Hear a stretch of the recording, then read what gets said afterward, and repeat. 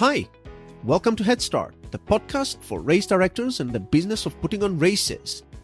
If there is one thing that often sets apart races that go on to do really well from others that struggle to gain traction in their community, it's the ability of the former and the inability of the latter to engage with the non-race world. And nowhere is this more evident than the way in which events interact with local media. The truth is, very few people participate in races, and very few people outside of those who do care about anything race-specific a race has to say.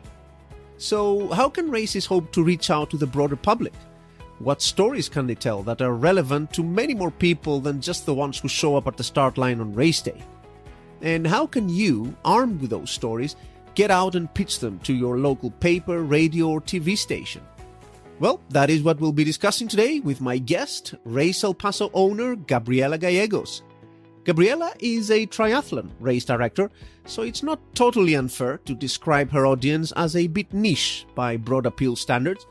Yet, Gabriela managed to make triathlon the talk of the town in El Paso, Texas, through a series of media engagements culminating in the live broadcast of her all-female Mighty Mujer triathlon by her local NBC affiliate, an achievement for which she was recently recognized with USA Triathlon's Annual Innovation Award. And today, she'll be helping us break down the art of engaging local media, from finding the story to pitching the people that matter. So stick with us. Before we get into this awesome episode though, I'd like to give a quick shout out to our amazing podcast sponsor, Run Sign Up, race directors' favorite all-in-one technology solution for endurance and fundraising events. More than 26,000 in-person, virtual and hybrid events use Run Sign Up's free and integrated solution to save time, grow their events and raise more. And we'll be hearing a bit more from this great company a little later in the podcast. But now, let's dive into our discussion on engaging local media with Race El Paso's Gabriela Gallegos.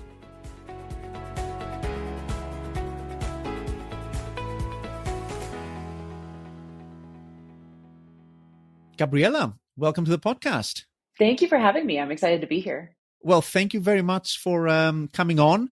I'm guessing you're based in El Paso, Texas, right? Yes, that's right. Awesome. You are the owner of Race El Paso. It's a multi-sport event company. And from what I managed to figure out on your LinkedIn, you've been running that for 13 years. Is that right? That's right. So founded it in 2009 and produced the first event in 2010. Awesome. In the off chance that we have another race director who's also a lawyer listening in, can you give them some tips on how to balance being both a career lawyer and a race director? Well, so I'm now on career number 3. So they've all had a little bit of overlap, but they kind of all come together in the end.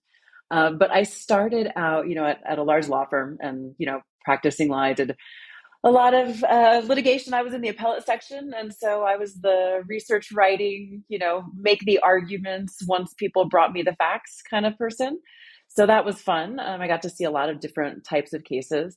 And then I moved back to El Paso, which is my hometown, in 2008.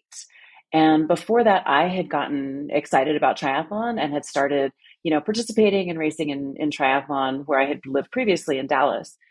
And when I moved home, I realized this big gap, right? There were just not high quality events that I could see. Those who were doing triathlon were traveling to, Phoenix or Dallas or Austin, none of which is particularly convenient. Just to give you an idea, Phoenix is about a 6-hour drive away.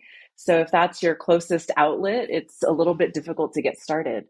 And since I had had such a transformative experience myself of, not being somebody who grew up particularly athletic or playing team sports, but who always, enjoyed exercise and always did something, this was kind of the way to go. So it was really just born out of looking around, seeing that this is something that could be useful and a community that doesn't have it that should, and getting started. So there was some overlap between the law and the race directing. A few years after starting to produce events, I actually left law full-time and started doing race production full-time with law on the side. So things switched a little bit. Yeah, that's really interesting. I interviewed a couple of brothers who formed this company, Three Bros Running, out of Orange, Texas. They did their first race, William and Jeremy Fermo, both MDs, by the way. So all kinds end up being race directors. I guess there's too much of an attraction in this job. How did you manage to do both your legal job and being a race director for the first 2, 3 years of Race El Paso? Well, I had a great team, and I kind of attacked this like I might have any other, legal question, which is I pulled together the best people I could imagine to create a committee. And I got myself certified as a USA Triathlon certified race director. So that was kind of my first step. Let me find out what I don't know. And funny enough, a lot of it was about liability, which was not particularly new to me. so so it was a good fit from there. But I did things like, I found an accountant who was a triathlete who ran our registration system. We had the highest ranking, Marine in El Paso was our safety director. I really was able to connect with some impressive folks who were also just very excited about offering this in El Paso for, the first time. There had been very small events before, but this was kind of the first that was trying to raise the quality of events here. And is there a big triathlete community in El Paso? There is now, but there wasn't at that time. So I found most of these folks through, myself trying to find, well, who can I ride with? Where do I go? What streets are probably the safest routes? Trying to find those things out myself. I was able to connect with, a small but very active group of triathletes, many of whom were not from El Paso, but were here for work or for other reasons. And so those from El Paso were not particularly familiar with the sport or engaged in it, but we aim to change that. And that's really what has happened over the past 13 years. Awesome. Through your career now as a multisport race director, you also ended up being a board member for USA Triathlon. I guess you're deriving great satisfaction from that role. I am. It's really been, an honor to serve the sport at that level. I started out by being invited to participate in strategic planning for USA Triathlon before I had, become engaged in the board. And really that was because I attended a conference and was, talking to people about what we had done in El Paso. And I think that change in the community was pretty evident, and was invited to participate in strategic planning, which I love, right? Like I actually love the aspect of planning and engaging people and, trying to think big about where we can go. And I think my perspective is a little bit different from those who have been in markets that are extremely well developed and, maybe have larger races and national and international race production crews coming into town. They have a different perspective than those who might be starting in a community without as much exposure. And how's the sport looking, actually, since we have a USA Triathlon board member with us? How's the sport looking, I guess, right now from the events point of view? Is it in a good place? Like are things happening around triathlon in the US? Yeah, I think things are really changing to some extent after COVID, right? Like there had to be a lot of examination of race directors looking at what was working, what wasn't, what can we do better, what is, important to us as a business and as a sport. And so I think what we've seen is some consolidation, some, events that perhaps were just not going to make it through the pandemic, and race directors considering, okay, I would rather have a few high quality events where I can really drive participation, instead of, a lot of events that might have smaller participation. The big challenge that I've seen across the board is the increasing costs. I mean, it is not insignificant. It's dramatic. It's across a lot of different areas. So everything from police support, equipment to, getting t-shirts, just the supply chain issues really are impacting race directors as well. And it's making us make some different and tough choices. I guess multisport, when I'm looking at things like run signups, race trends reports, and data that brings together and compares running alongside multisport and other stuff, it seems to me like it has a little bit of a life of its own. It doesn't necessarily follow the trend, the wider trend around running and those kinds of events. It almost like has its own trajectory of ups and downs and ebbs and flows in interest and stuff. Do you see that at all? I think that's right. I've had to kind of walk people through what the logistics look like for a multi-sport event because there's so much different than it is for a running event. With a running event, if you close the roads, you're closing them for 10 people or 10,000 people. It's the same road. The road can handle a large number of people. If you are closing the roads for something that includes cycling and running, it's a lot more mileage, so a lot more distance, a lot more intersections, a lot more impact on the community, costs, all of those things. and it's just a different animal. So I think that what you see is kind of what's happening on the ground and changing what's available and changing the options just because the participation follows, what is offered for a lot of the events as well. Cool. So today I was very keen to discuss with you local media. It's something that I touched on in the past with my previous guest of mine, Meg Treat, when we we're talking about public relations. And it's a topic I wanted to get back to with you specifically, both because you've had some great success getting all the way up to live TV coverage, which I guess is the holy grail of local media coverage, but also because you're sort of coming into this from the perspective of the multisport director, and I don't know whether whether it would be easier or harder for a multisport event to enjoy the kind of media coverage that your event have. But I'm guessing some of the touch points are going to be the same, and some of the challenges that any event would face. And I want to get started with your thoughts on why local media coverage is important to the extent to be worth the effort, because there's some effort in developing those kinds of channels. They don't come for free, and there's work that needs to go in that. Why do you feel that it's worth putting the work in to end up with local media coverage for your race? Well, I'm going to put this in kind of the context of, a broader idea. So I do sit on the USA Triathlon Board of Directors, and I also sit on the World Triathlon Executive Board. And all of us have to engage with the local community for every event that's put on, whether it's put on by, a local race production group or World Triathlon, which is, a very, high level production. But still, we need the local support, right? So at a very basic level, we want to engage the community, one, to create fans, right? And to create future participants, but also to introduce and educate those who are going to be there on the ground about what triathlon is, right? It is still not completely known, right, by everybody in the world what this sport entails, what order it's in, who does it, how accessible it is, all of those kinds of opportunities to engage the local community make a big difference. And I think they can contribute to a long-term successful event. So if the community is, enraged because roads are closed and don't want it, they have options to reach out to their elected officials and, say that this is just not what they want. So I see local media as an important component of long-term, success just everywhere that there are races. As a communications tool, I guess, and a community engagement tool is definitely very important.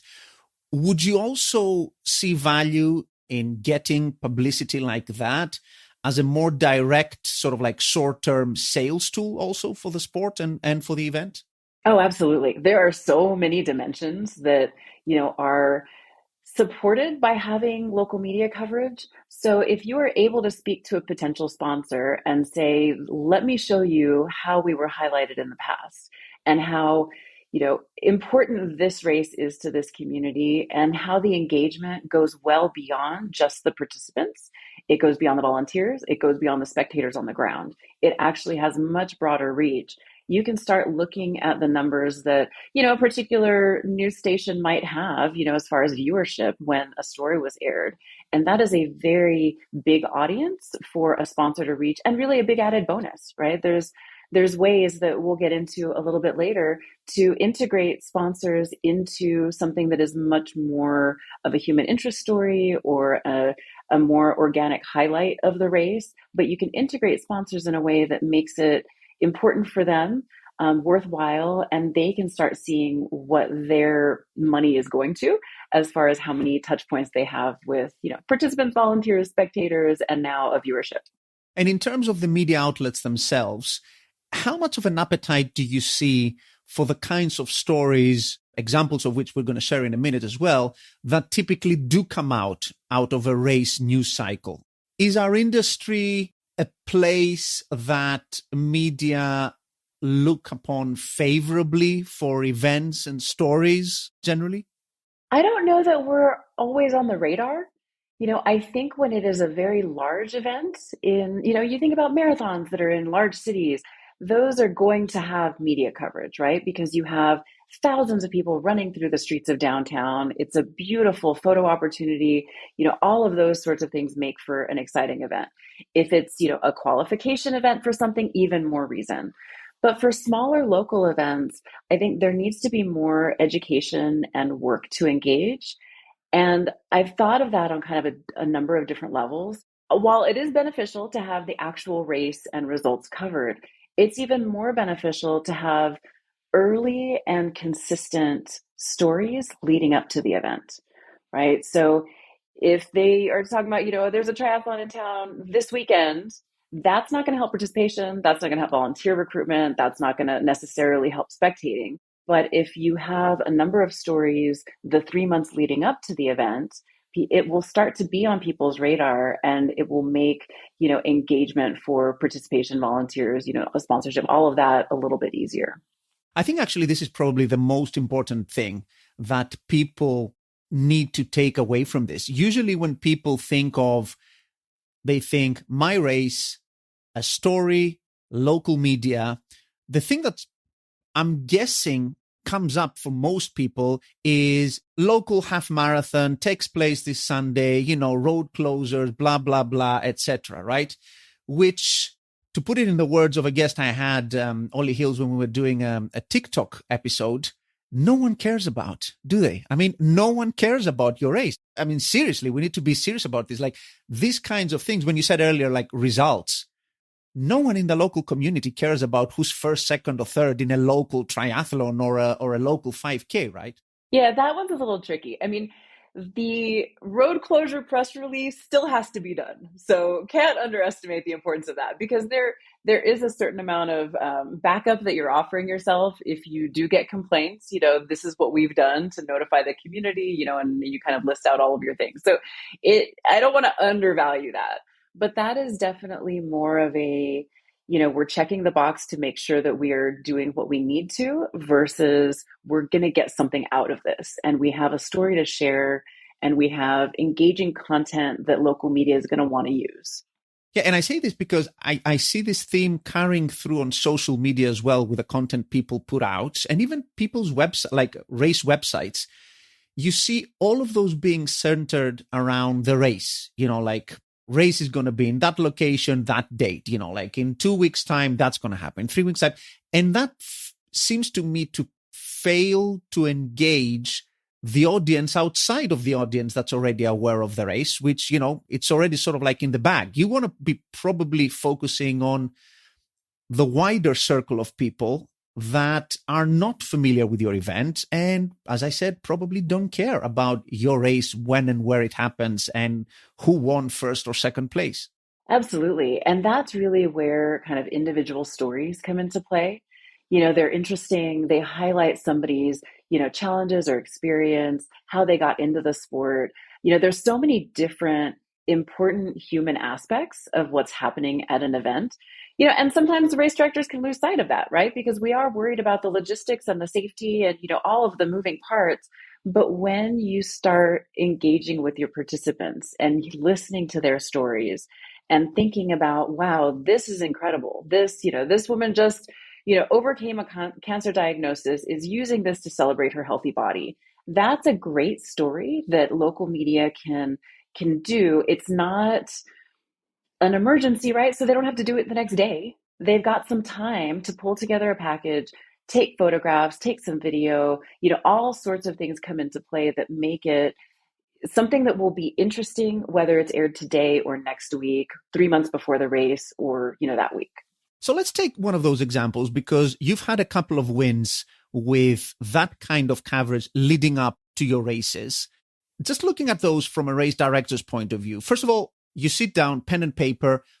How do you think about these kinds of stories that would be within your race?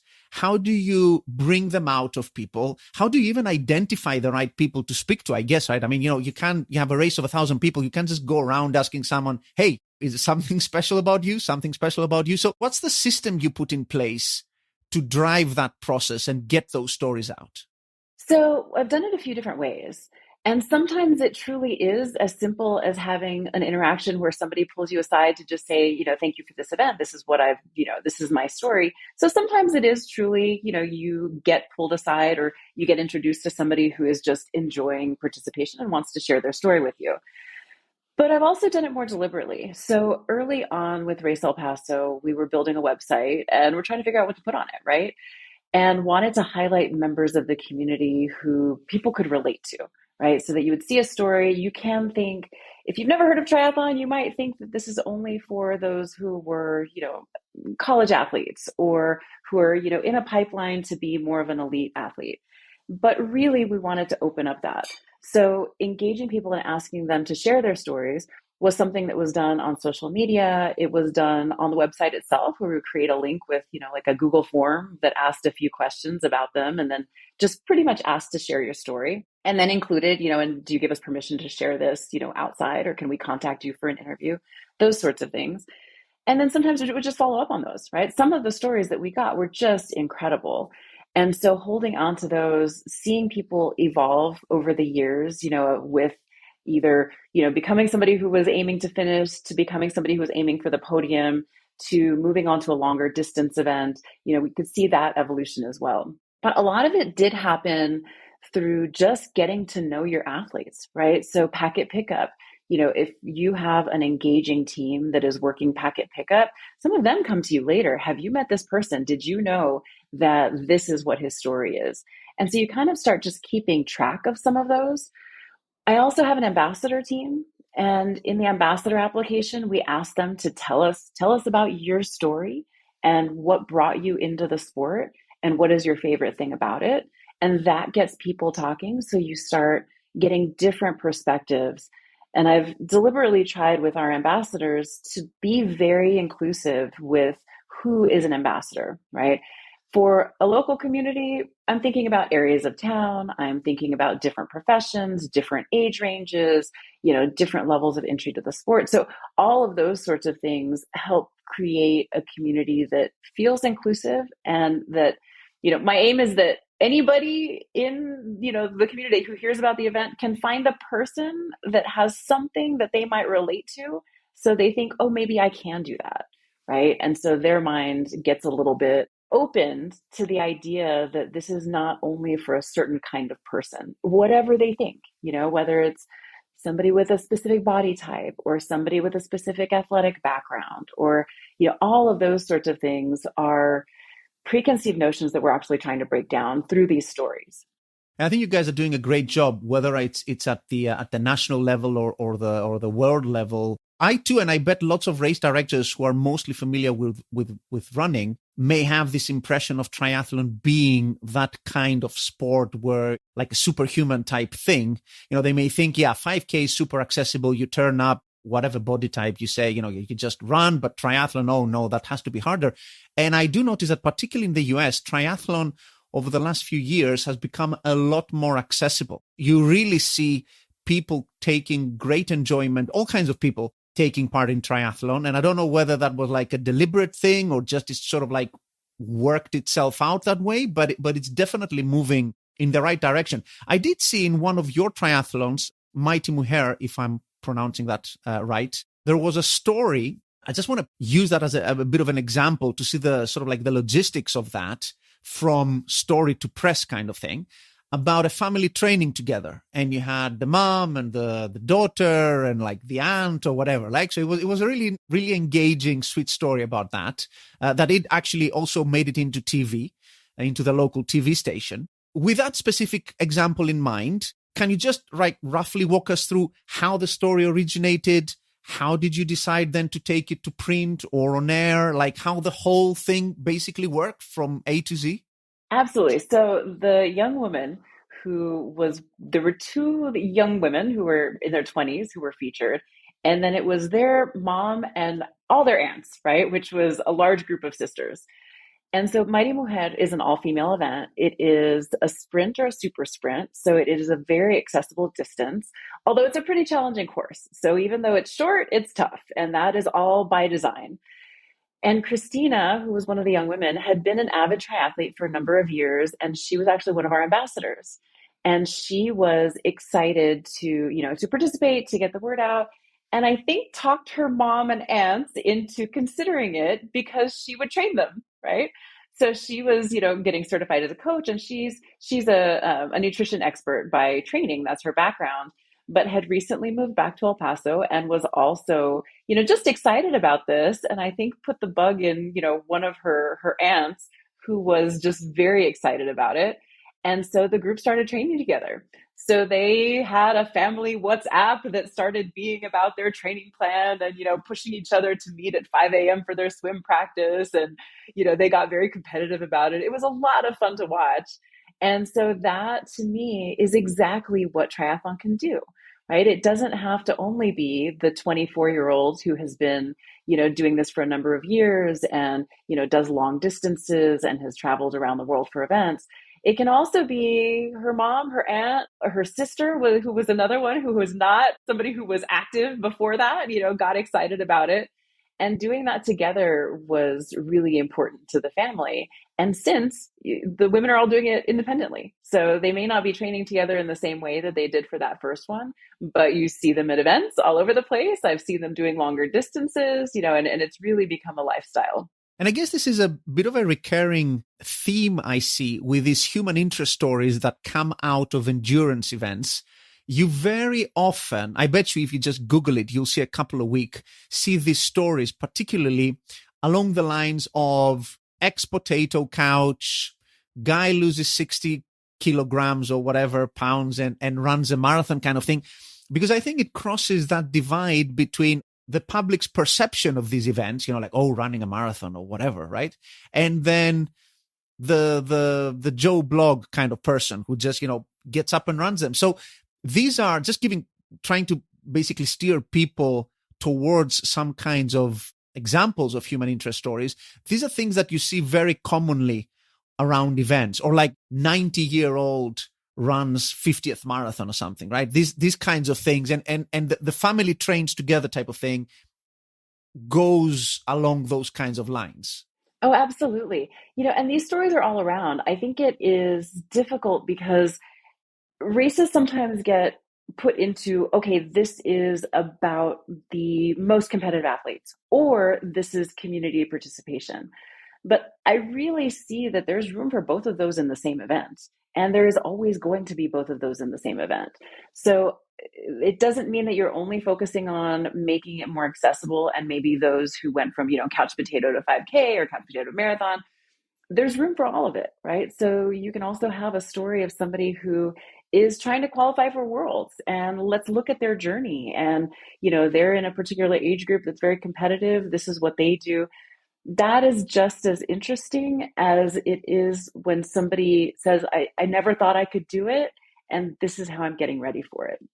And they have different audiences, but it really helps, kind of change that stereotype of what people might imagine a triathlete or runner to be. And that is one of the things that I think is important to us as a sport, right? If we're to survive, we need to grow participation to make sure that people are interested and excited about being part of these events. There's room for them to be, having a goal to finish or having a goal to win. And they should be able to get the same high quality experience regardless of what their personal goals are.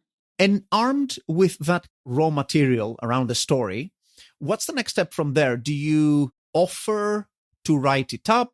Or then, how do you even think what kind of medium to pitch it to? Because we should have mentioned that there's all kinds of local media in this discussion, right? There's papers, there's radio, there's TV, there's all kinds of specialist press. What was your next step with a story like this?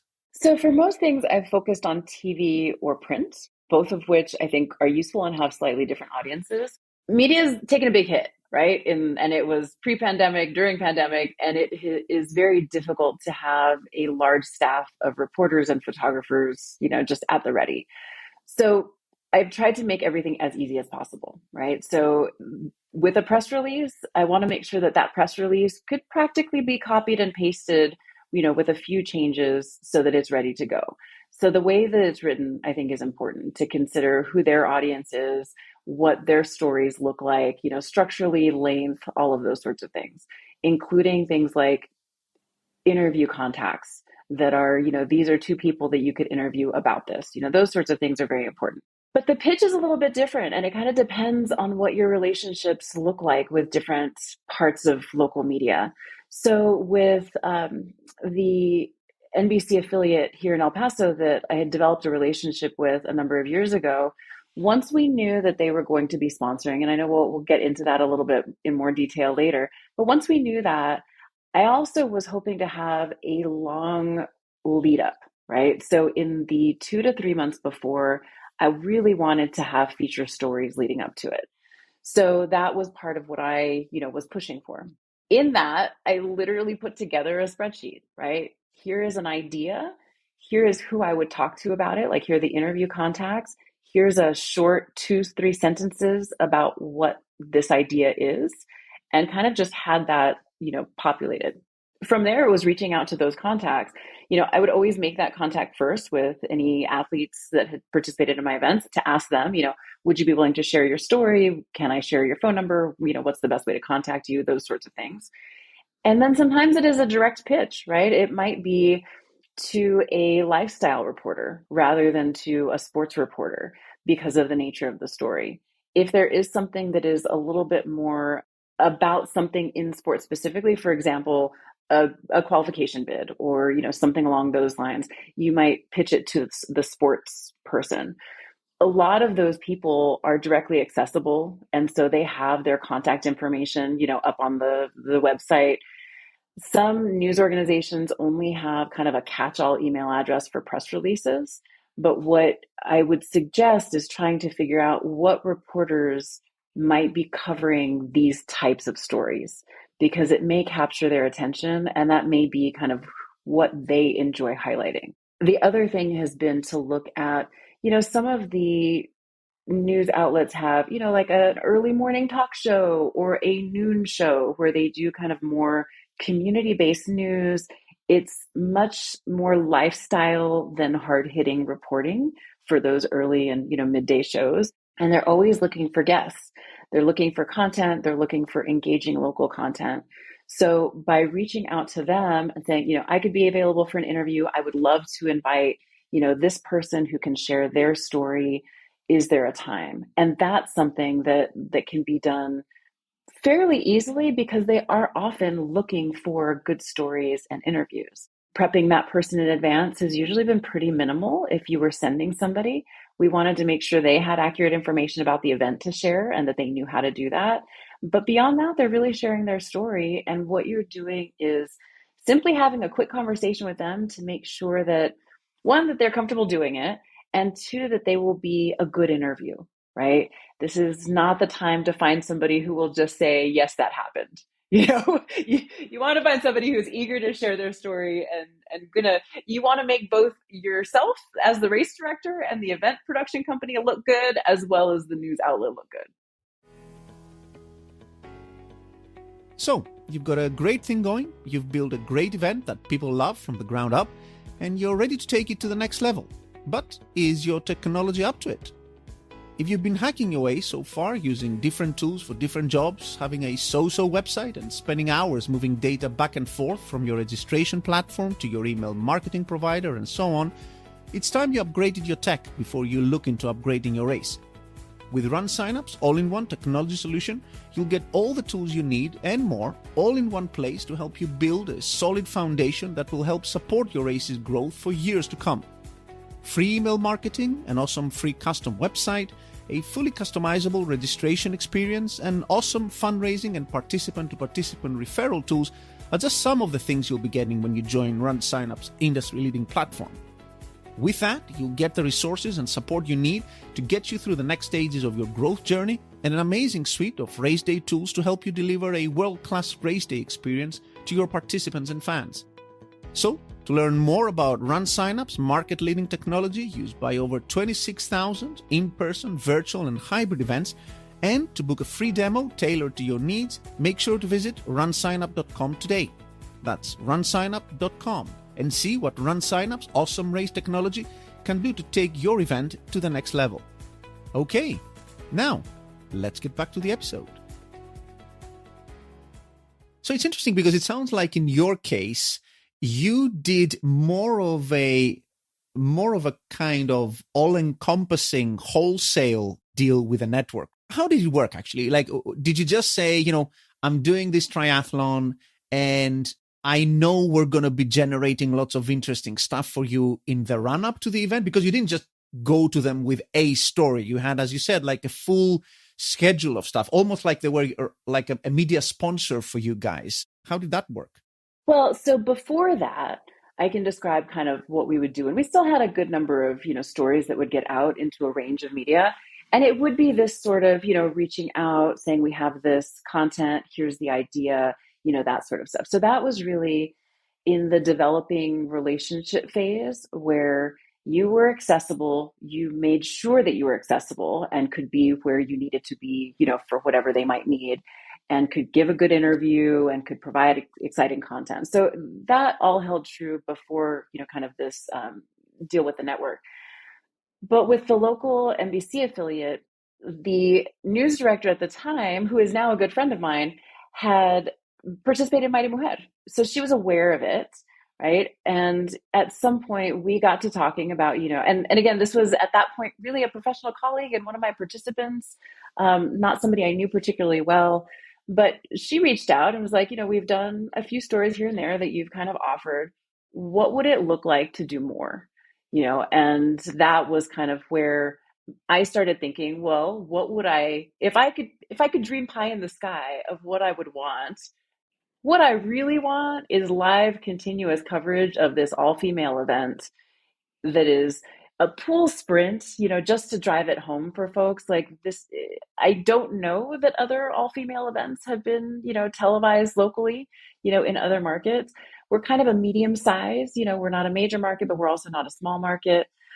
So then kind of started going through who she had referred me to, right? So I had to pitch it both on the news side and on the advertising side.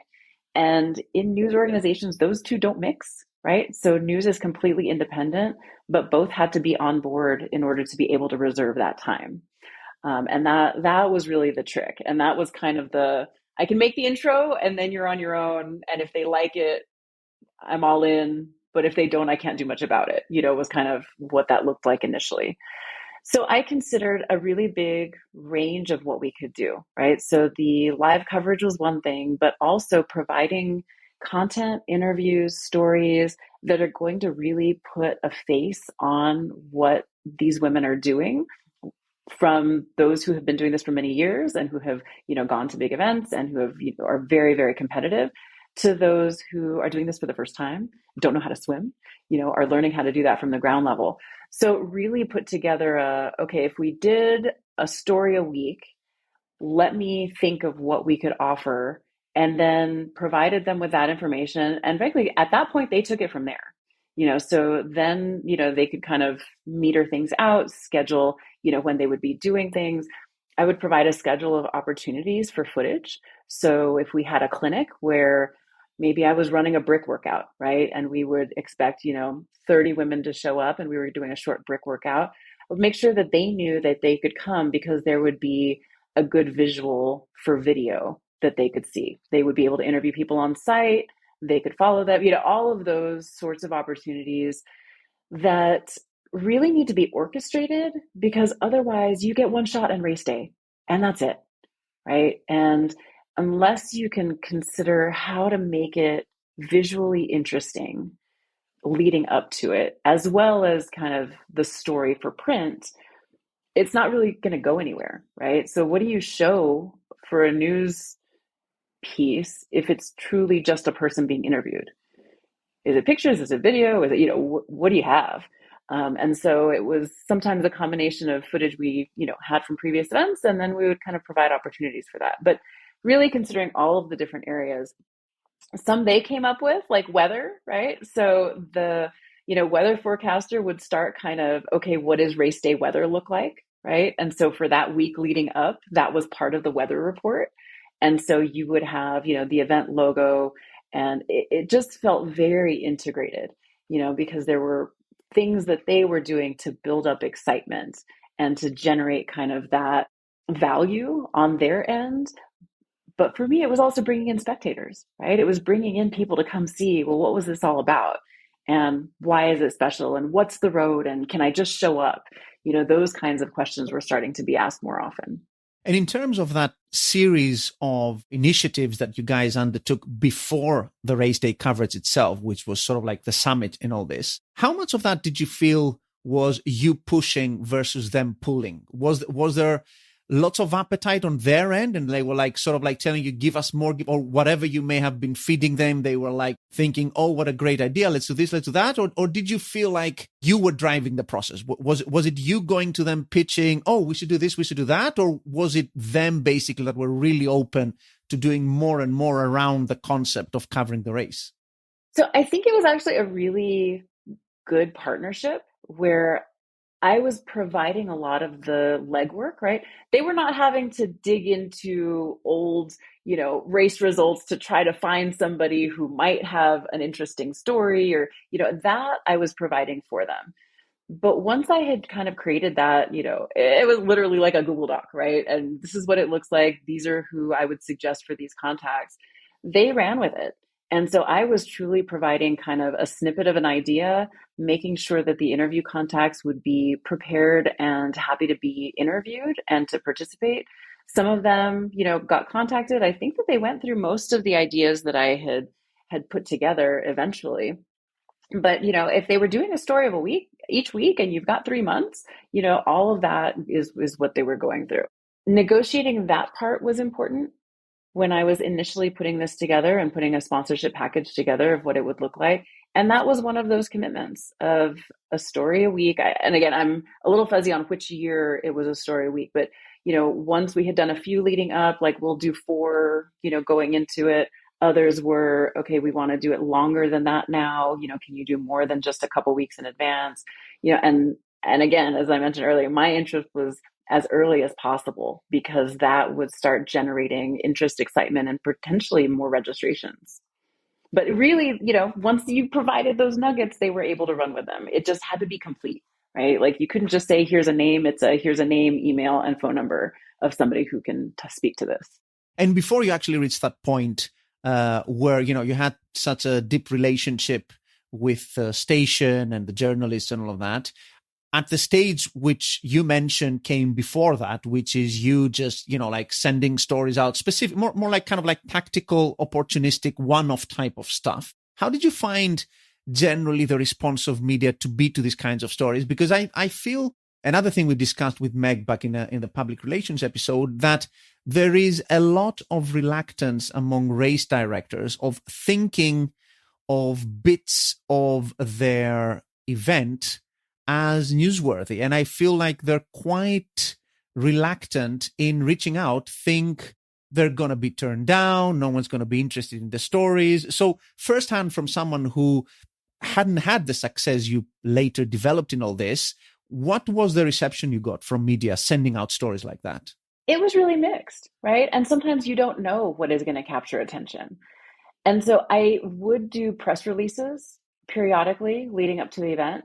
So it might be something as simple as registration is open, but trying to include something interesting in there, right? Like a quote from a previous athlete, or from a city council member, or from a sponsor, right? What is going to potentially capture attention?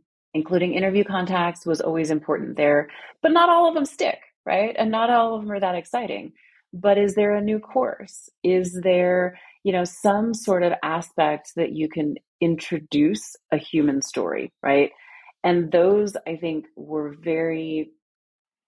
they were more likely to capture attention than those that were just registration is open, new course announced. Those might be, small links that are, offered up, but they don't actually generate exciting coverage or more in-depth coverage.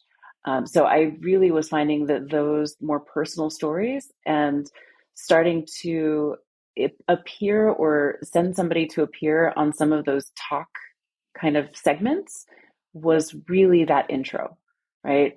You kind of start being known, people see you, they get comments from, viewers. And so that kind of helps support them doing a little bit more of that.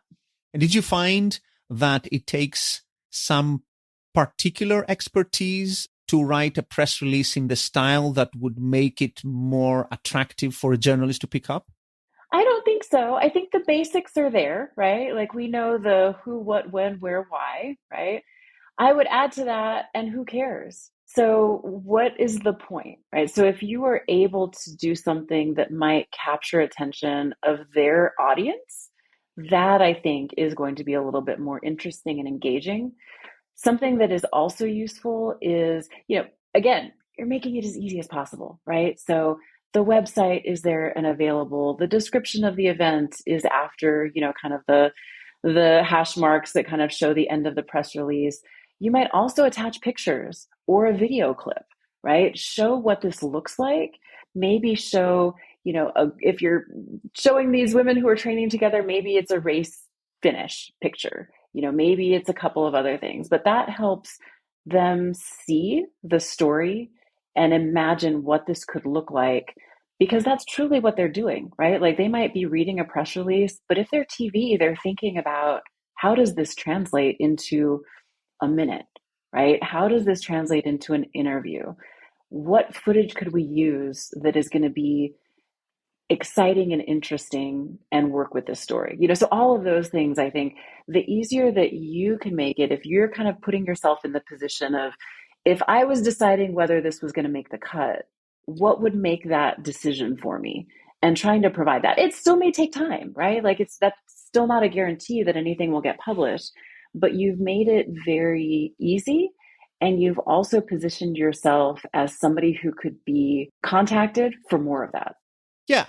One easy way to, as you say, to sort of step out of the natural involvement you have with that, the emotional involvement is, I guess, like if you saw the story that you want to put out and instead of running and your race, it was a story about golf or something, would there be anything in there, not to take a dig at golf, but, would there be anything in there that would be familiar to you, a non-golfer in a way, right? Because that's what you're trying to do. You're speaking to people who are not runners or triathletes, and you want to have that bridge to make them be interested in the story that, and the journalists first and foremost, right? I mean, they're the people you're pitching to before even the audience. They need to be able to pick this up. Right. Well, and you make a good point. You may not read a story about golf, right? Like about a tournament and who won, but you might read a story about the 18-year-old who wants to go pro and is trying to raise money to get to that next big tournament, and that will be generally interesting. People will then potentially learn more about golf and how it works, but the story is more about what this person's journey is. Absolutely. So beyond the human interest stories, which I think are probably the one easy area to focus on because they do get lots of results, I guess there's other things that people with a background in events and the expertise race directors bring, the technical expertise, can also contribute content around, probably more so in things like multisport, where you have, all this different equipment to write stuff around, like how to service your bike or whatever. Like I sometimes see stories like that originating with people who are attached to races. So, like races put those stories out. Is that something you guys did or maybe have seen success around? So I haven't had a lot of experience doing more kind of, technical things like, gear reviews or those sorts of things. But one area where we have done some work is bicycle safety, right?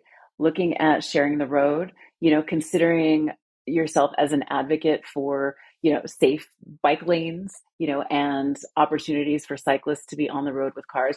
And so that is kind of another aspect that I think reporters are going to look for somebody to talk to about, right? And being able to make yourself available in those respects, I think, offers another opportunity.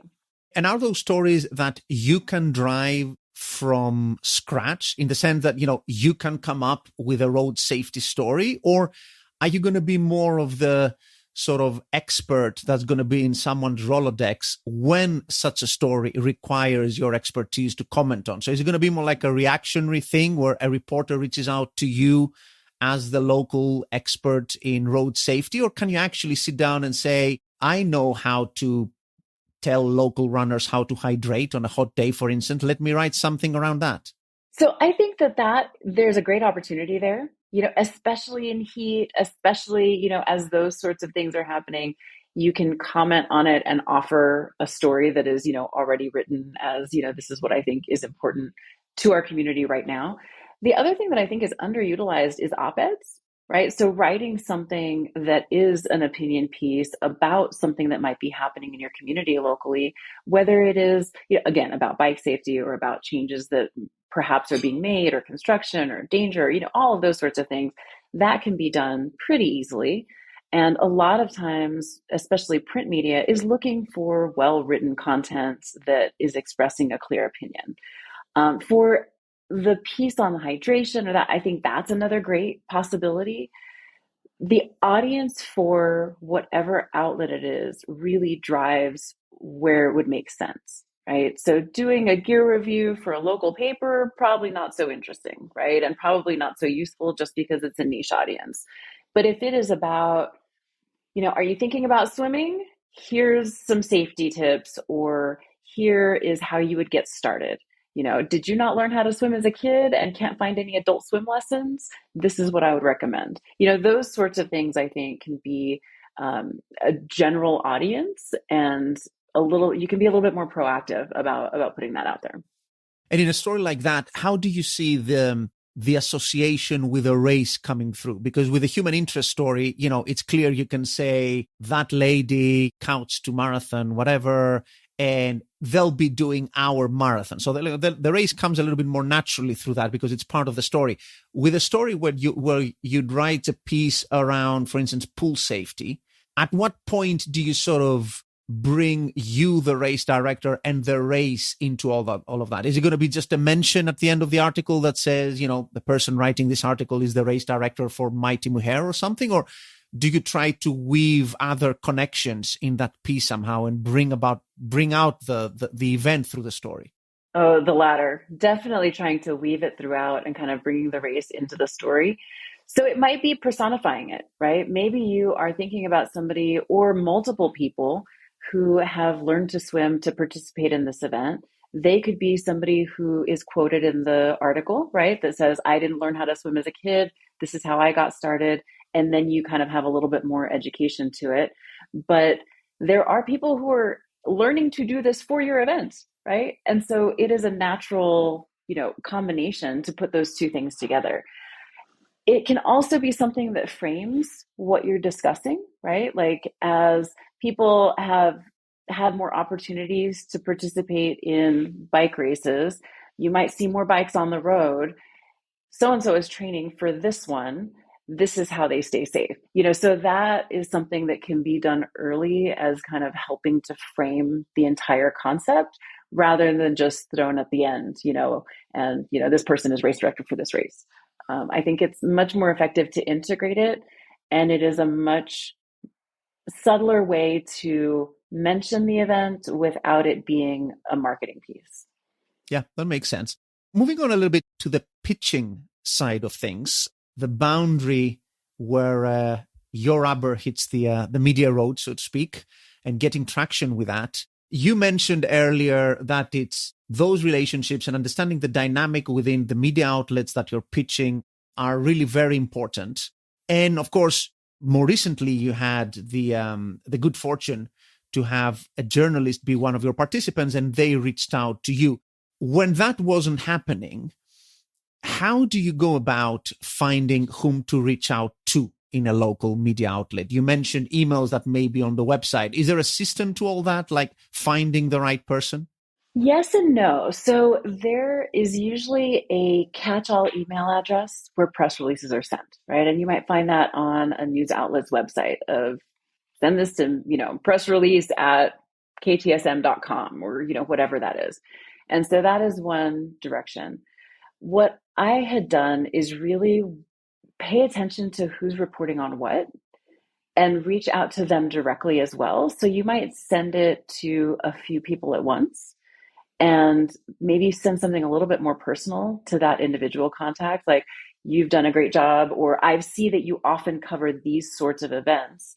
I have something that might be great for that. Or, those sorts of more specific contacts. There's often, for those kind of earlier or noontime kind of talk shows. There's also a specific contact generally that is available for that. They're often looking for content. And so saying, I would love to bring an ambassador, talk about what they're doing. This is a little bit of their story.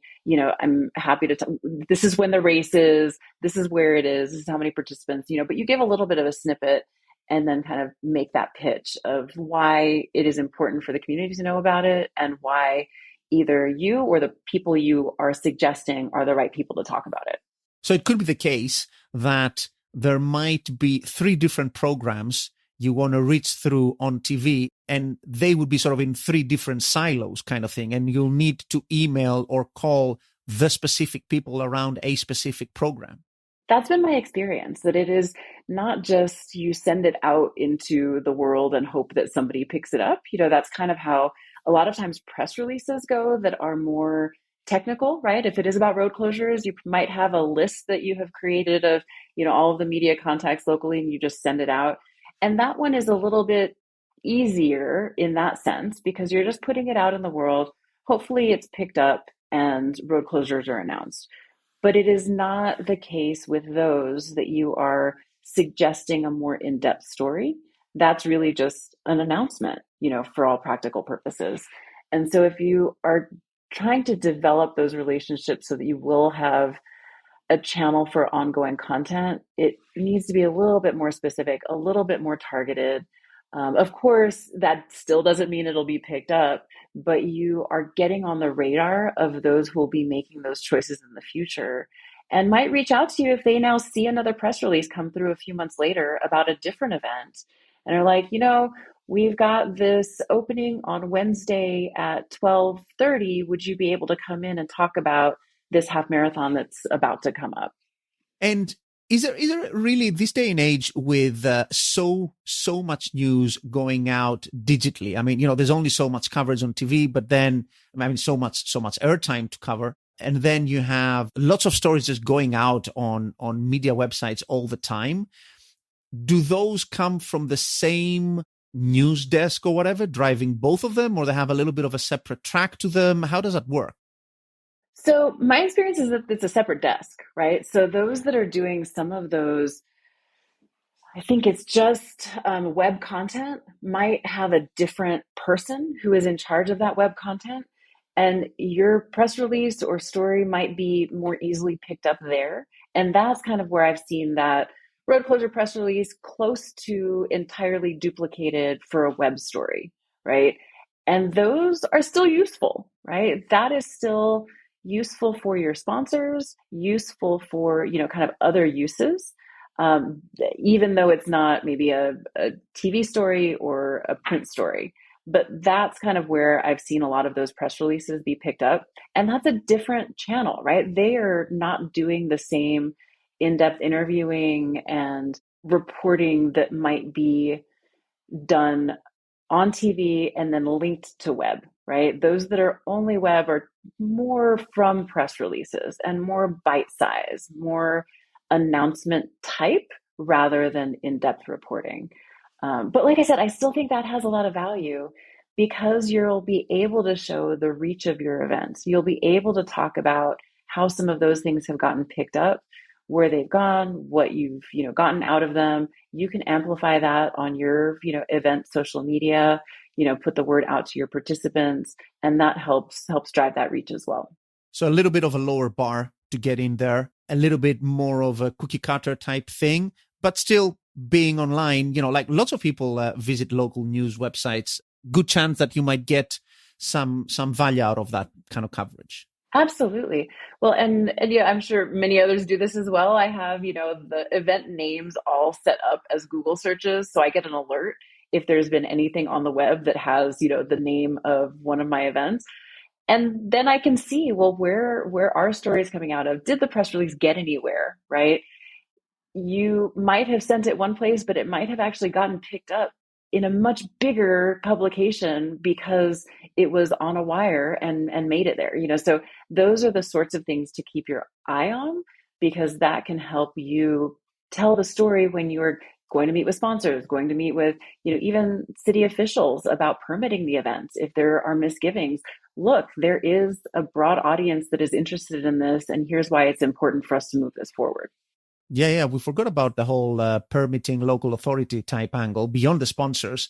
I guess it sort of rolls under community engagement and general public relations, but it is really very important. And as you say, it's almost like newspaper clippings, right? I mean, you have enough of those, you can put them in a presentation, it's just savvy to use that kind of coverage that you may getting to give sort of like credence and authority to your race. Oh, absolutely. You're really showing your value. Yeah. In terms of the information that you would want to include, can we just go over it just one last time? So what's the kind of stuff that you should absolutely not forget to put in a story that you're sending out to people? So a who, what, when, where, why is very important. And also telling the story of why should they care, right? Why should your audience care? Interview contacts are very important as well. So, and make sure that that is somebody who knows that they might be contacted. You don't want to suggest someone and then they get a cold call, don't know what's happening. It appears very disorganized. They're confused. The reporter's confused. So having interview contacts who know that they might be contacted is important. And then I think providing information about the event itself. I usually do that again after those hash marks so that you just have the date, the location, the where they can come for video opportunities, and include things like packet pickup or a race briefing or a clinic leading up, because those are all opportunities for them to interact with those who are participating in the event that is not only race day. Because again, newsrooms tend to be very short staffed. They might have one person who is sent to go, take video at 5 different spots. The reporter is sent elsewhere to cover another story. And so they're truly piecing things together quickly. Your race may not take place where they have somebody who could go out and cover it. And so if that's the case, you can send pictures after, you can send a little clip, you can kind of, again, make it available to them in a way that it does not necessarily require an additional camera person and reporter. And you mentioned some tools there in terms of monitoring media, sort of like news alerts. What do you use? So mine, I do through Google, right? It's just kind of putting a Google word search, I can't even tell you exactly how to do it right now. I did it years ago and I've done it every time I add an event. But essentially, anytime that phrase appears in any online anything, I get an alert saying Mighty Moorhead Triathlon, and then I get a list of what those are. But I do it through Google with kind of the word alerts. Okay. And do you often get surprised with things that you didn't know were happening around your event? Like people picking up and putting out stories about the event that you weren't necessarily actively driving? I do actually, and sometimes pleasantly surprised, right? Sometimes it's that press release that you sent out that was more kind of just I checked the box because I know we need to do this, but you don't know if it gets published. And then you find the few places that it is published.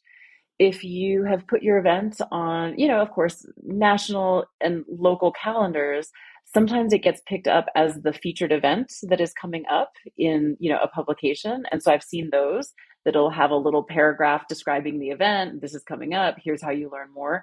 That had nothing to do with a press release or a pitch. It just ended up being featured as one of those events that's coming up. There's been a couple of times where there has been stories that I had zero to do with, and there was a full story done on this person who was preparing for the event. And those are kind of the best surprises, right? So there was a woman who I believe had just finished cancer treatment, was training for Mighty Moorhead Triathlon. Some of her friends were very excited about it, and she needed a bike.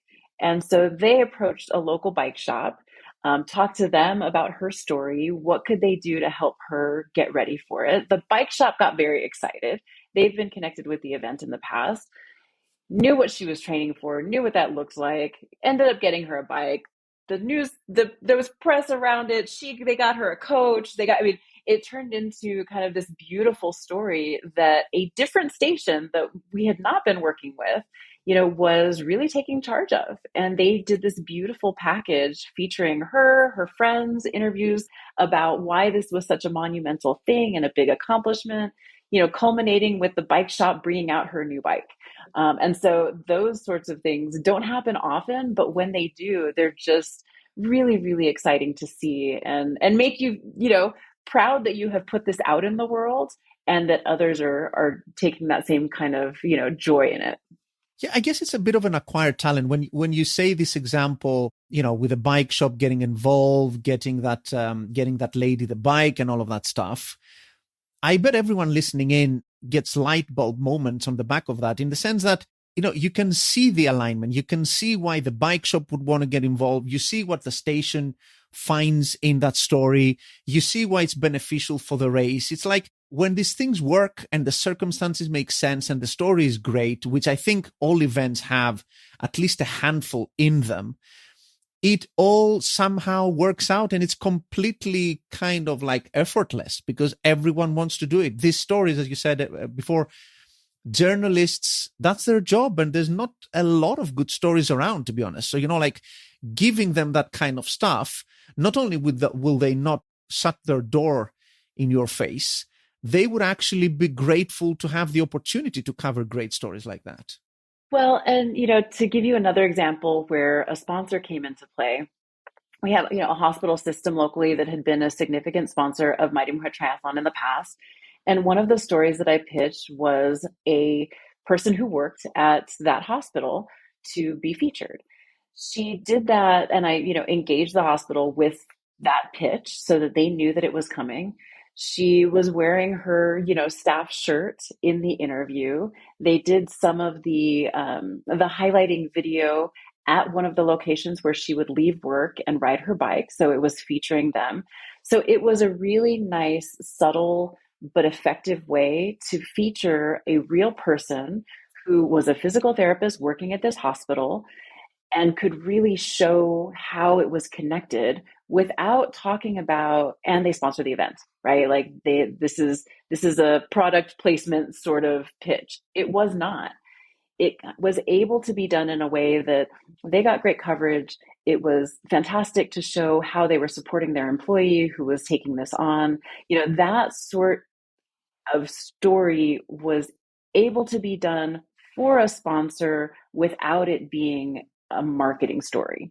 Yeah, I guess the other lesson perhaps here, what comes to my mind is there's lots of common threads between engaging media and activating sponsorships, in the sense that the platform is there, like the raw material is all there. It just takes the skill, which is an acquired one, of actually connecting the dots and making everything work, whether it's because in a way, crafting a great story out of bits and pieces you may know of a participant doing something or a sponsor being involved with something, it's a little bit like driving a great sponsorship initiative out of, a little bit of information about what does the sponsor care about, what do I have to offer, how do they all come together, what's the thing that's going to highlight all of that kind of stuff.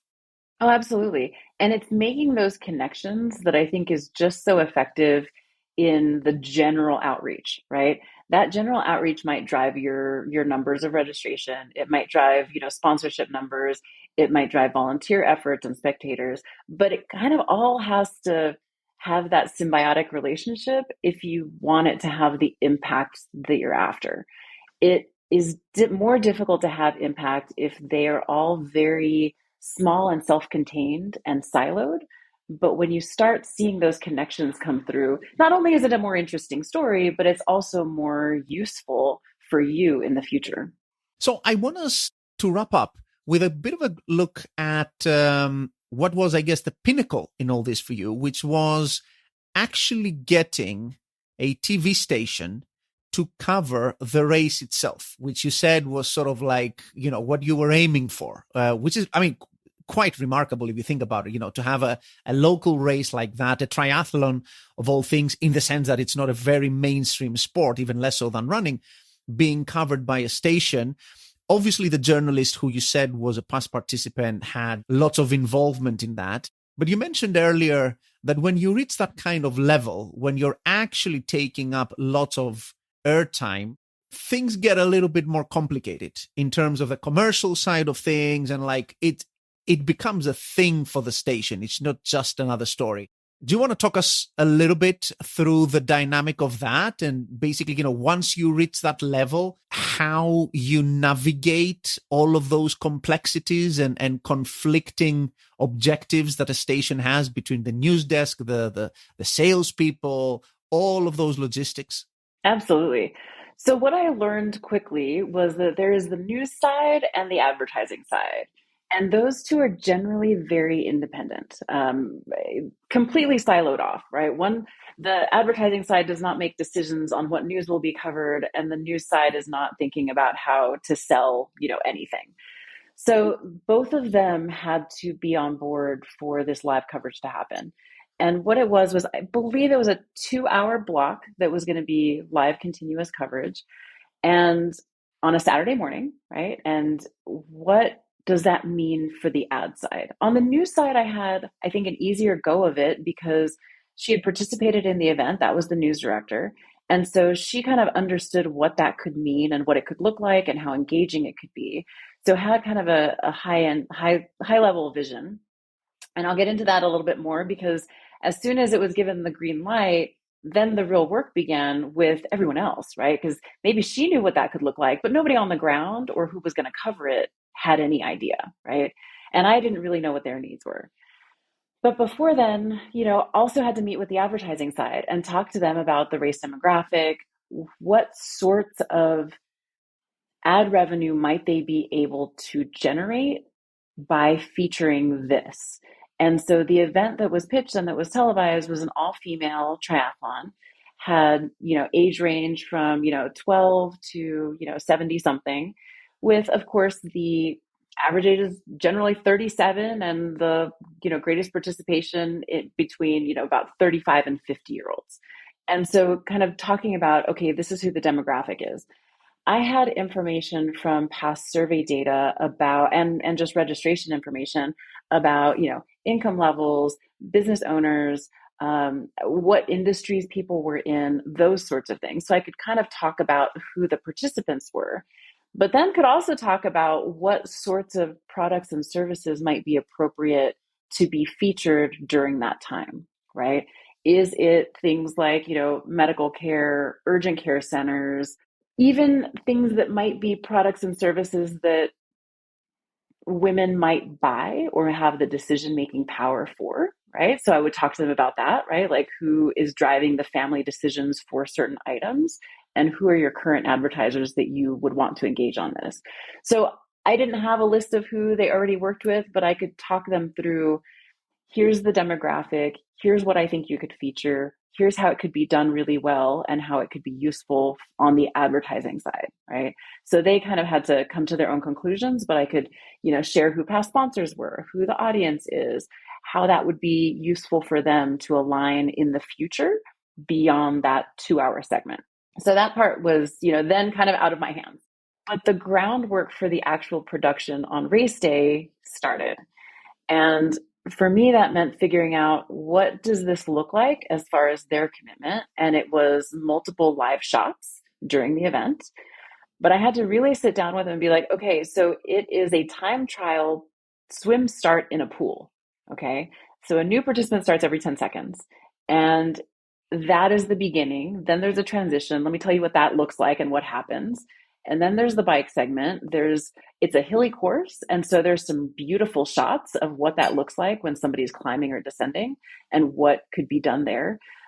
And then took a crew and drove around and were like, these are the spots, right, that I think might be interesting. But these are the different components of the event. You'll want to have someone at the finish.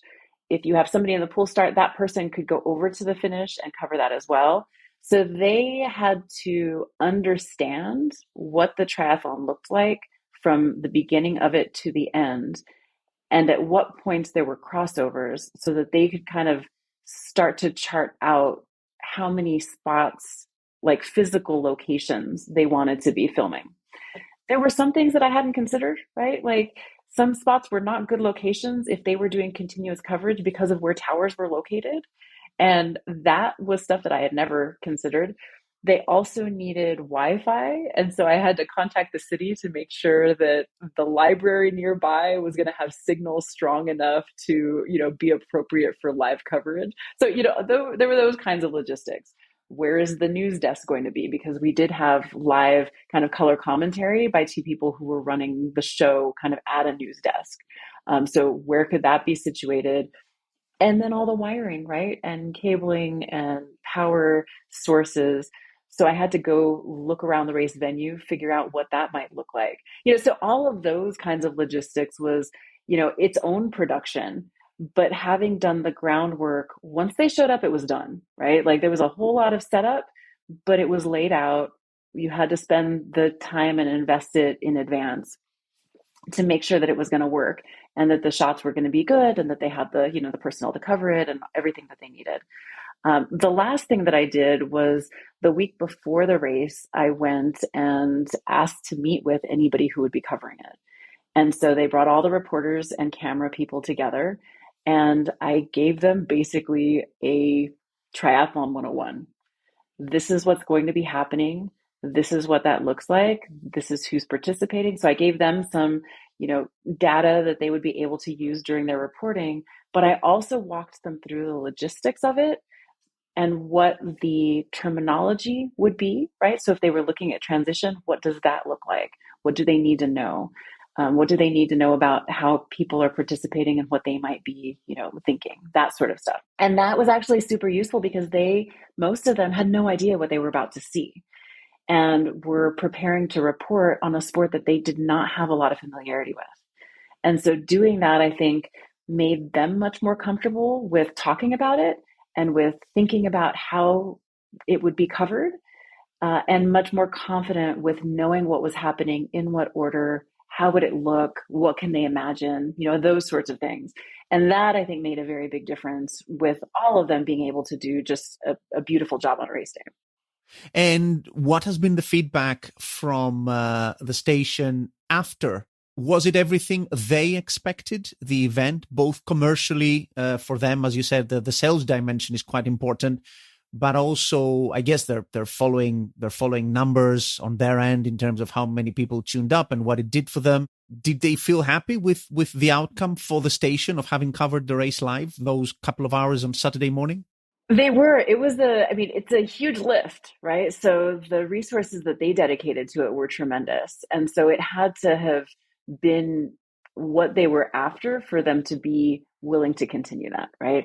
So have been on hiatus. We did that for 3 years. We had that live coverage, and then COVID hit and everything changed, as well as staffing has changed, right? So people don't work where they used to, and new people have been brought in, and all of that sort of stuff has kind of shifted the ground a little bit. But it was, for their viewership, very successful. They were able to interview people who saw something on television and got in their car and went to the race to cheer. And so there were interviews that were done with folks on the street that they would ask, well, what brings you here today? Do you know somebody who's racing? And they're like, no, I saw the coverage and I live nearby and I couldn't believe this was happening, so I had to come. So that's the sort of engagement that they really enjoy, because that means people are watching, right? People are actually watching. They can tune in. They got very broad reach because as an event, we would also put it out. So we did a lot of work on our social media and through the channels that we have, control over, like newsletters and emails, things like that, to make sure that people knew how to tune in. And because it was simultaneously broadcast on their Facebook Live channel, we could have people from around the world watching, and we did. And so that was really where they saw a ton of traction, was that people were watching live from all over the world. And that was something that I don't think that they had anticipated. They had expected kind of the local response, but they had not expected the level of traction that they had through their social media.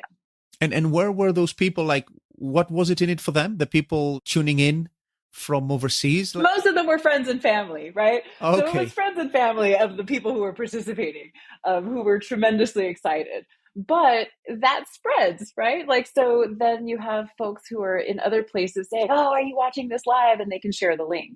And so I think people became interested to be able to see somebody like them, right? Their cousin, their sister, their mother racing and actually be able to watch it, right? And it be kind of a full production of something that is very much a community event. It is, it is not like watching the Olympics where you're watching somebody that like you have been following for years and you know their name. This was now cheering on somebody who didn't fit your idea of what a triathlete looked like to get up the hill. And you couldn't believe that this person just passed this person and that's not what you would have expected. And, those sorts of things. I think there's some very encouraging bits in all that. I think people will be surprised to hear that a local race will get to the point of, monopolizing airtime in a cable affiliate for a couple of hours, even if it's Saturday morning. I don't know what it was displacing, but, it's a couple of hours on Saturday morning that something else would have been on. So it's really encouraging to see a race take its place.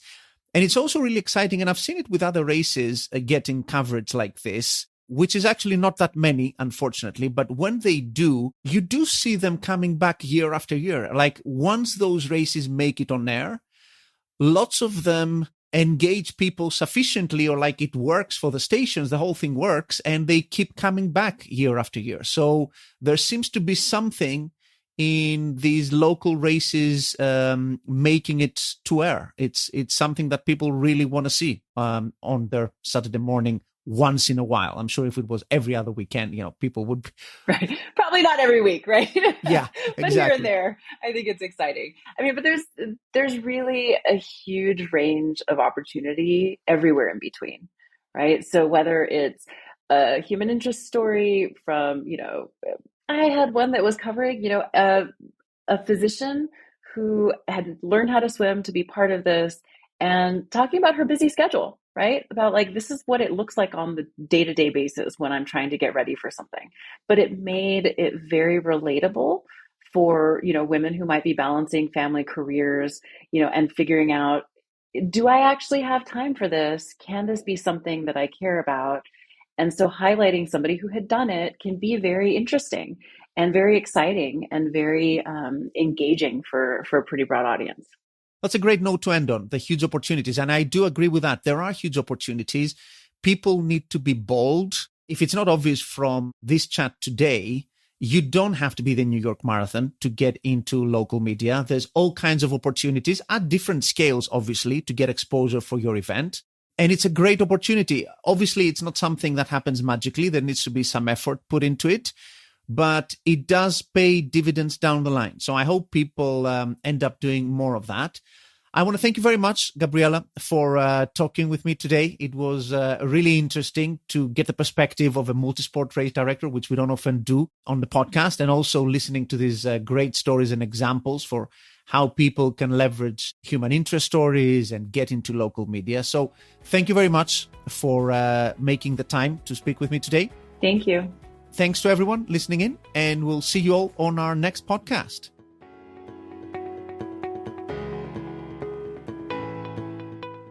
I hope you enjoyed today's episode on engaging local media with Race El Paso race director Gabriela Gallegos.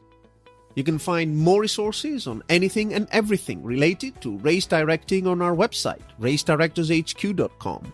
You can also share your thoughts about working with local media or anything else in our Facebook group, Race Directors Hub. Many thanks again to our awesome podcast sponsor, RunSignup, for sponsoring today's episode. And if you enjoyed this episode, please don't forget to subscribe on your favorite player. And do check out our podcast back catalog for more great content like this. Until our next episode, take care and keep putting on amazing races.